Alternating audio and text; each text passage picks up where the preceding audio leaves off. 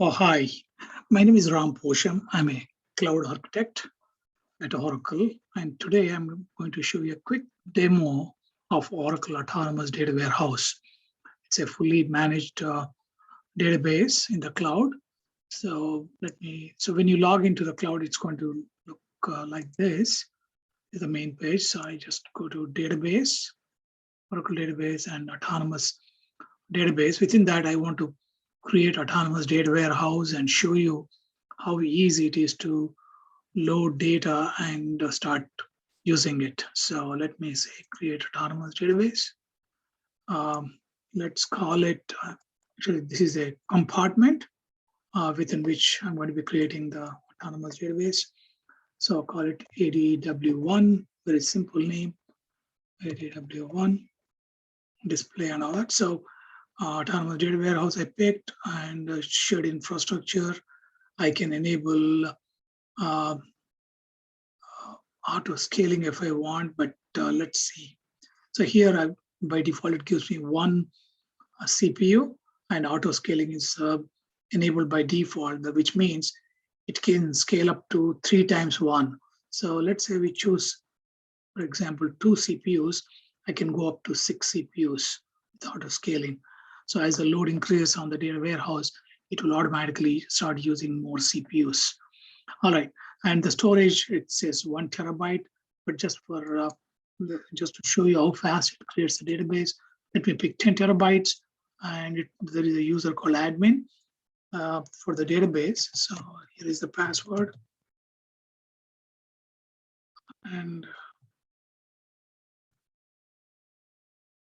the password, and you say, I can secure the access to this data warehouse from a set of IP addresses or private endpoint. So we can, for example, here, I can enter an IP address from where it can be accessed, or it could be a CIDR block, or it could be a VCN, and so on. So it's easy to do. I typically use my home address when I do demos, but today I'm not going to do that. Then you can use bring your own license. So if you already have database licenses, you can use this. Or if you're totally new to Oracle, you can use this option. So let me just use this and say create autonomous database. Okay, actually, because I checked this, and that's why it's asking me to do that. Okay, so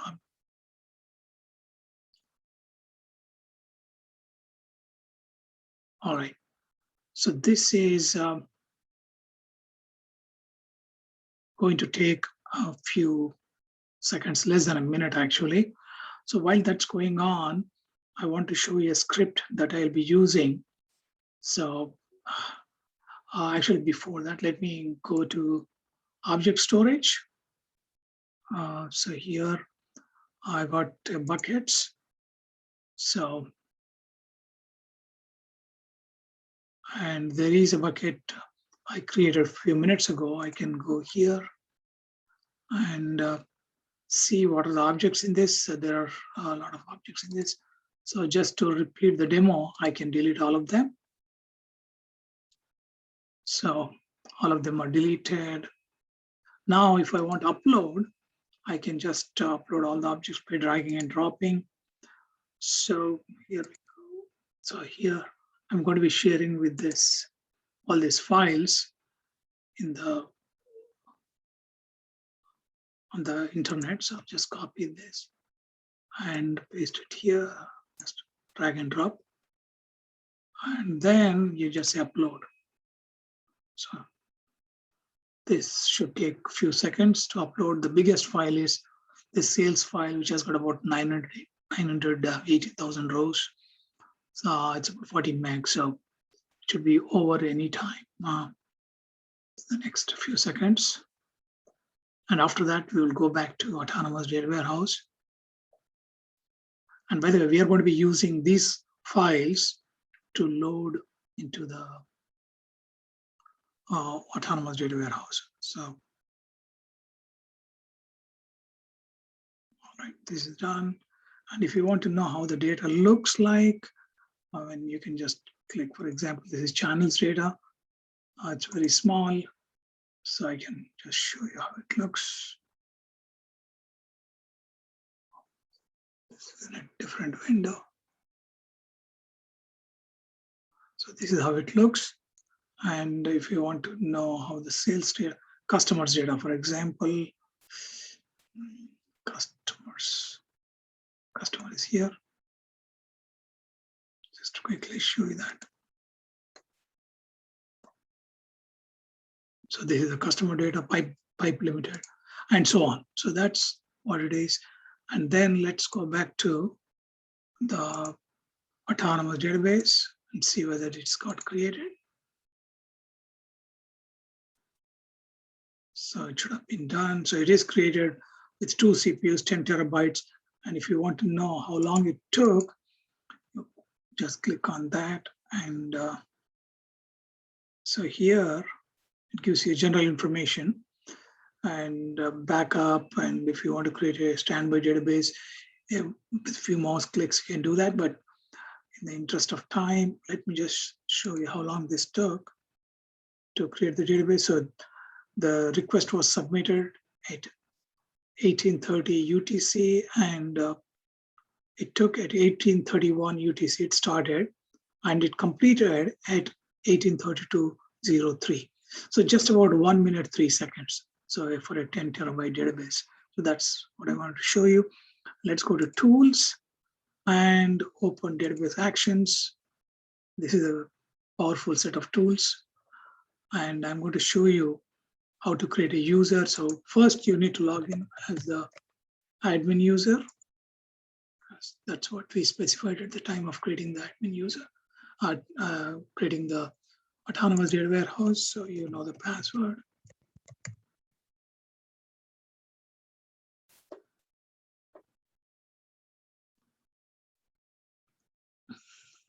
Now, what I would do is, let me just close these windows.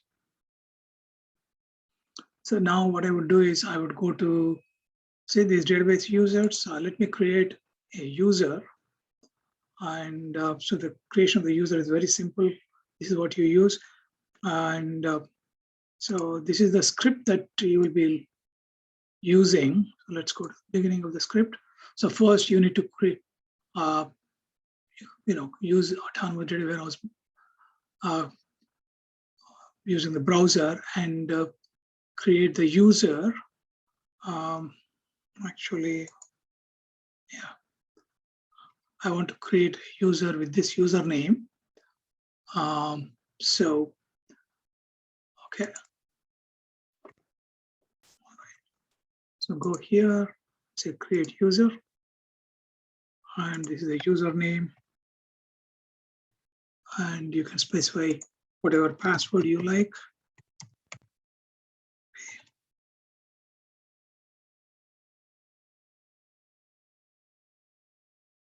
And important thing is I'm going to be using all the web interface. So I'm going to log in back as this user. And to be able to do that, I should provide web access to this user and grant some space, say 500 megabytes. And then you see these roles, we need to grant a role called DW role, which is here. So that makes basically 3 roles. One is connect, other one is connect is selected, DW role is selected, and the last role is resource. See, so these are the 3 roles that you need to grant. And you come here, and this is what it is, and just say create user. So after that, what you do is just open a new tab, maybe. Okay. So let's open. So let's go to SQL Plus. Now here you see still it's logged in as admin. So we want to log out and log in as that ADW user, ADW1 user 1, right? That's what we used. Yeah, that's the one. So next. and you say enter the password. So now you are a autonomous data warehouse user. You're not an admin. Now you can do all this work, SQL operations, data modeling. You can do REST. You can create REST APIs and so on. Lots of things you can do. But today, I'm just going to be focusing on what you can do with the SQL worksheet. This is the, think of this as a SQL developer web version, right? Oracle has something called Oracle SQL Developer. You might be aware. So this, right now, this user does not have any tables. So what we'll do is we'll go and create all these tables. Now these tables, I've said drop them just to make this demo repeatable. So what we'll do is we'll just copy the DDL for all the tables that I'm going to be creating. So up to here, up to supplementary demographics. So copy this and paste it here. And you can just execute the script. So it's going to create all these tables, all right? So all the tables are created. And if you go here and you refresh, see this one. So channels table and sales table and so on. Now let's load, these are all empty tables. We did not load any data. The next thing that I'm going to be doing is we are going to load the data from object storage. So before we do that, we need to create a credential object store credential. And to make this demo repeatable, I'm just dropping that. So we don't need to do that. And we need to execute this procedure. Now in this procedure, I'm using this is the credential name, and I need to have the OCI username. So what is the OCI username? If you go here, I logged in as this user. So if you have a account in OCI, you have your user ID, right? So this is my user ID. And by the way, if you don't have account on OCI, you can sign up for a free tier.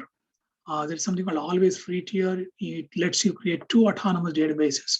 So that's huge. So I strongly recommend you to try that out if you don't have access to Oracle Cloud. So this is the user that I'm going to be using. And so here, you just replace that user. And there's a password. Basically, this is the token. So where do I get the tokens? So go here and see this menu, is authentication tokens. So this user has already a couple of tokens. You cannot have more than 2 tokens. So let me delete this and let me create a new token. So just a description, ADW demo, something like that. So generate the token. So you can see it if you want, and then you can copy this and go take this and paste it here. So that is the, actually this should be this. There's no right, okay. So that is, that's the basic authentication token. Now we can create this credential in SQL Developer. So go here. So that is the script for creating the credential. So, okay, it's just showing the previous things. So that script is created. Object storage credential is created. So let me erase this. Let me go back here. Now, to load the data, you remember we loaded the files on the object storage. I need to know the link for that bucket, right? I just want to know what are the objects and what is the size of those objects. So there is a SQL for that. And for that, I need to know what is the bucket location. So if you go back here, so here we go, storage, buckets, and so this is the bucket details. You have this, right? Actually, very easy way to get that is just click on this See this one? We are basically looking for all the way here up to the bucket name, up to the bucket. So as I said in my notes, it should look something like this. All right. So we are going to replace Control H. We are going to replace this one.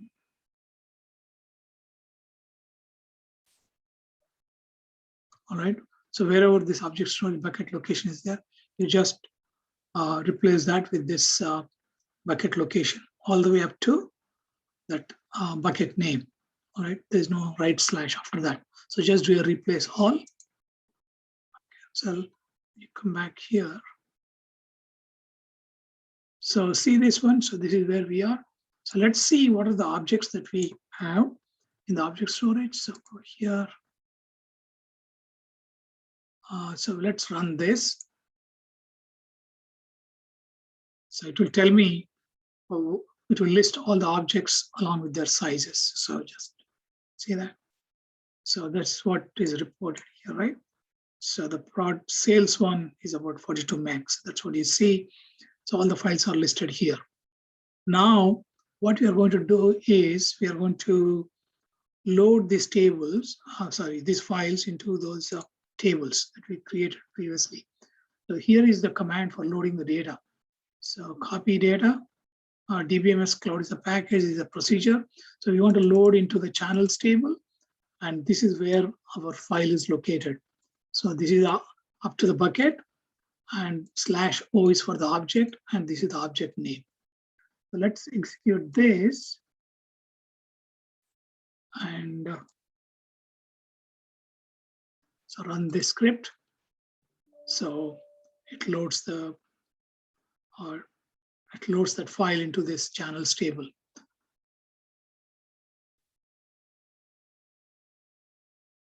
Oh yeah, it's created. Okay.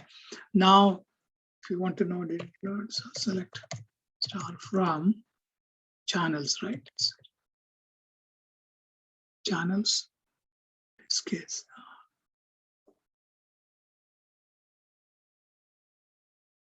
See that? That's what you get. And now what we'll do is we'll load the other data. So go here, select all the rest of the, so we'll go all the way to the end. So we are loading into times table, sales table from the sales file and so on. There's a customers table also, products table, and so on. So let's just copy and paste it here.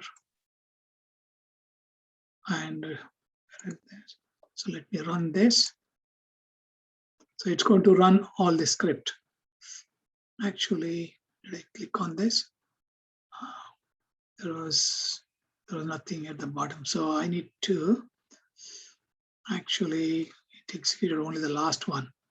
Only this command it executed. So I need to, I shouldn't execute this again. So I need to execute this whole thing. What I can do is I can select the whole string, or I can just click on this menu. This is for the script. So if I click on this, it will execute the entire script. So that's what it's going to do. So it's loading into all the tables.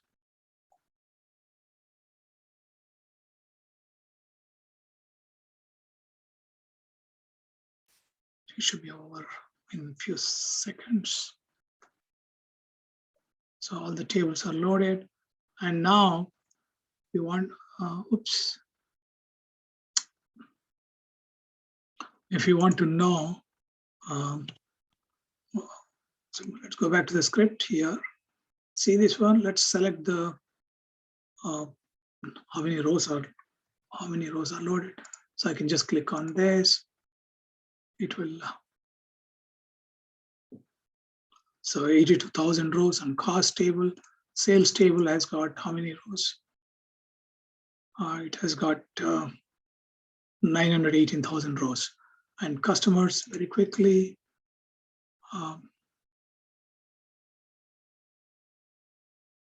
so it's got only, no, countries. So customers has about 500,000 rows actually. So that, 55,000 rows. Okay. So now what we are going to do is we have loaded the data, and we can run some queries against this data. So very quickly, let me show you. Back here. So these are the queries that we are going to run. So first query is, what is the channel description, monthly description, and what are the sales, right? So just run this query. It does a analytical query actually. It does group by and all that. So let's just quickly run it. Yeah. All right. So this is one query. Let's run it. So it's going to get, it's going to read the data from the tables that are stored inside the database. It's going to, generate this output. Great.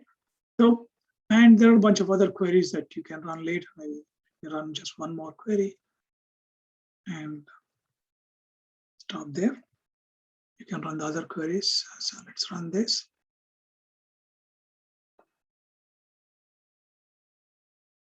So this is the second query, takes 0.1 seconds. So you can run these other queries later. Now let's do this. Let's go back to this first script. Here, what we did was we loaded the data from the object storage into the regular tables. Now, what if we don't do that? We just access the data directly from the object storage as external tables. So here, again, I don't need to create this, drop these tables because they were never created during this demo. So what I would do is I would just create external tables. You see, this is the syntax. So dbms create external table, and this is the object storage link, and remove quotes. These are all the input to this procedure. So let's run this. Actually,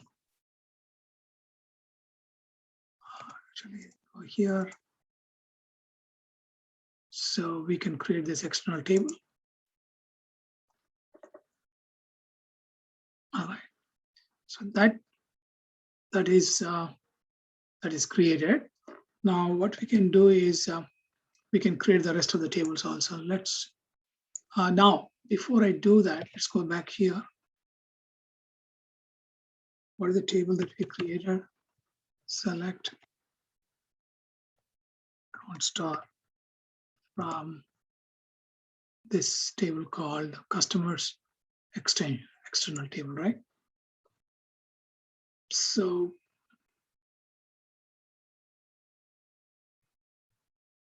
oops, not this.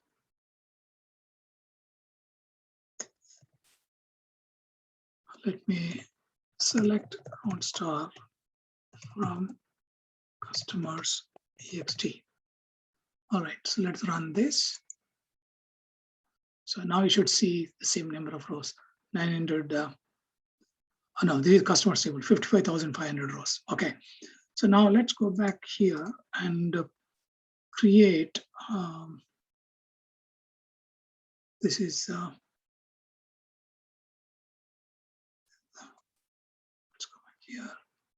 So we created the external table, customers, right? We created this. So let us create the other tables, channels and countries and so on. So let me just copy this whole text.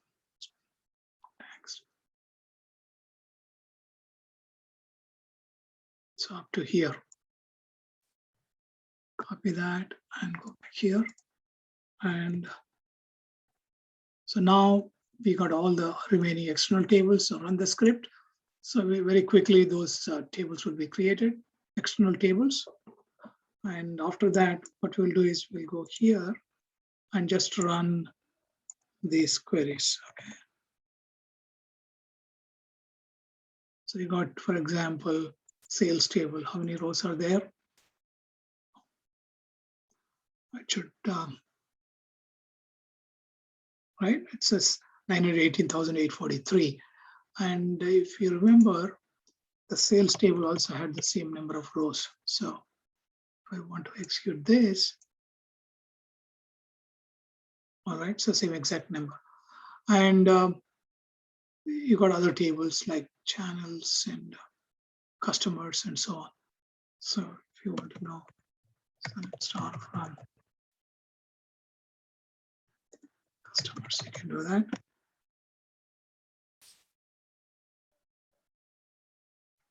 Let's go to execute this. Just want to show you a sample of the data. That's what you see here. Okay. Now, then what we'll do is you can go here. Sorry, let's run the queries. Now, you remember we ran this query. We ran this query. Let's go back here. Again, rerun this query.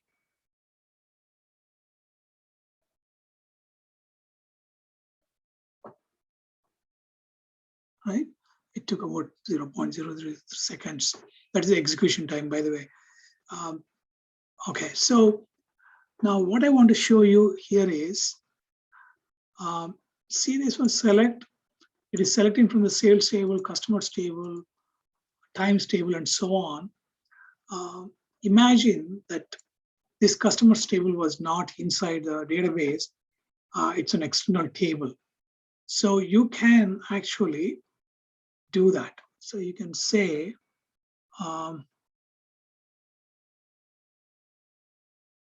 you can sales table. So you can say ext, all right, and then so here we are joining sales ext,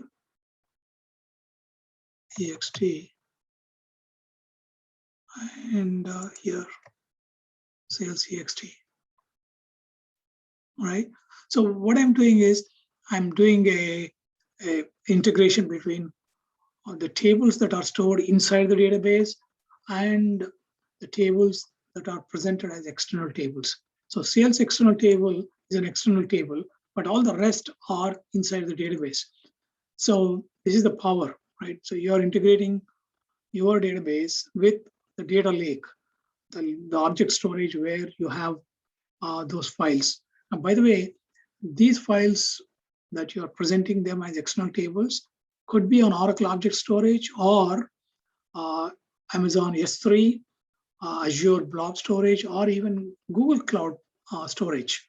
So you can have those files anywhere you want.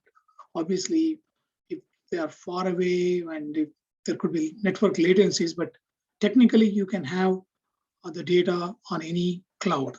So let's see whether we can run this query. So I just change the sales to sales ext everywhere, wherever I'm referring to, you can see that. And let's run this query without any other changes.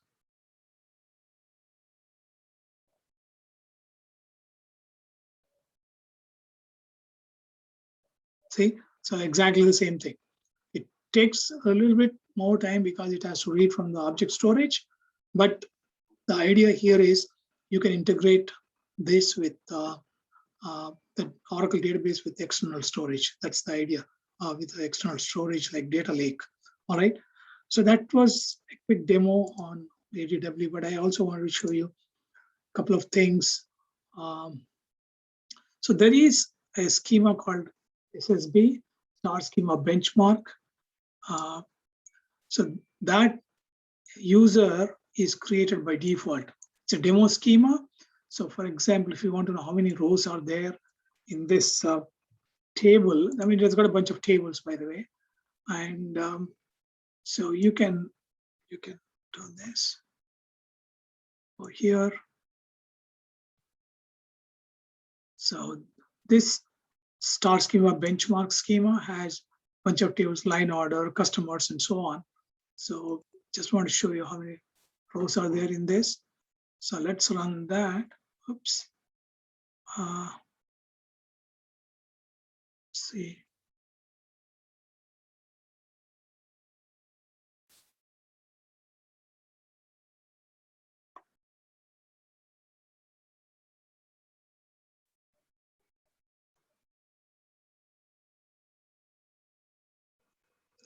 So this is a large table actually. It has got about close to 6 billion rows. So that may take few seconds. So it took about 18 seconds. You can see it came back with what 5 billion or 5.9 billion rows. So that's, you can play with it. I will share all these queries with you. So one last query I want to run is, if I had to do a lookup, for example, this one, how long this is going to take. I want to know what is the most expensive order from my orders table. So let's see. This is the query, right?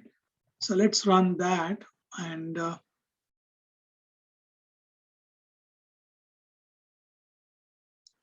so this, it has to scan those 6 billion rows. So it may take a few seconds to answer that question, but the thing is, it's very, very simple. And so while that's going on, I will also show you the next one.